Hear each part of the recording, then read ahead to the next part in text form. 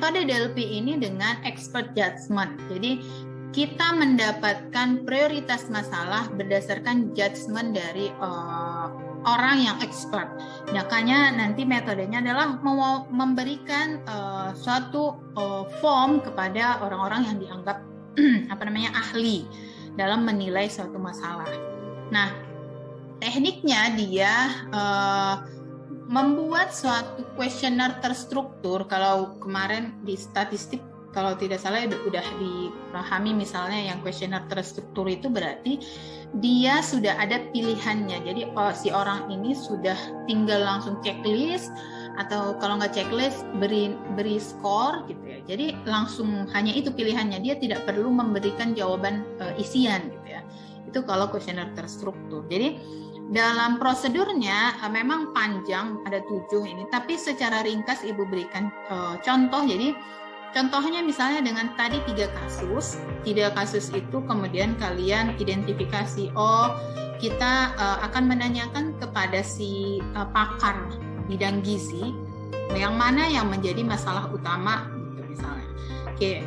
Dari dalam form itu kalian rancang, misalnya tadi ada 3, bisa dibuat dalam bentuk pertanyaan kuesioner berurut, bisa dalam bentuk form. Jadi di form itu, apakah Bapak menganggap anemia pada ibu hamil suatu masalah yang serius?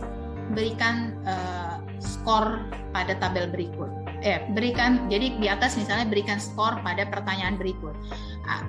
Apakah Bapak menganggap anemia pada ibu hamil serius? Nanti si pakar ini memberikan, bisa kamu, karena DLP itu sangat bebas, bisa kita memberi skor antara 0 sampai 10 atau 0 sampai 5. Jadi misalnya kita kasih skornya 0 sampai 10. Jadi si pakar ini memberikan, dia serius, skornya misalnya 8. Nah, itu kita runut sampai, itu terserah kalian berapa pertanyaannya, karena memang DLP ini sangat bebas. Ibu pernah pakai DLP itu waktu membantu suatu disertasi gitu. Dia pakai DLP untuk menentukan yang mana yang akhirnya menjadi masalah yang harus segera dia jadikan sebagai tujuan utama penelitian gitu ya. Nah, jadi dia buat kayak tadi yang Ibu sebutkan, tabel, lalu disebut anemia pada ibu hamil, dipilih. Jadi dia buat indikatornya dari PSCM dan USG tadi. PSCM berarti dia buat menurut prevalensi masalah ini serius. Jadi kasih skor. Si pakar itu memberi skor 5 misalnya atau 10 gitu.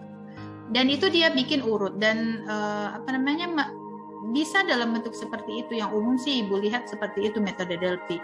Tapi ada juga yang dia pakai kuesioner. Jadi dia bikin kuesioner, nanti nomor 1 dapat 5, nomor 2 7, nomor 3 jawaban ke bawah.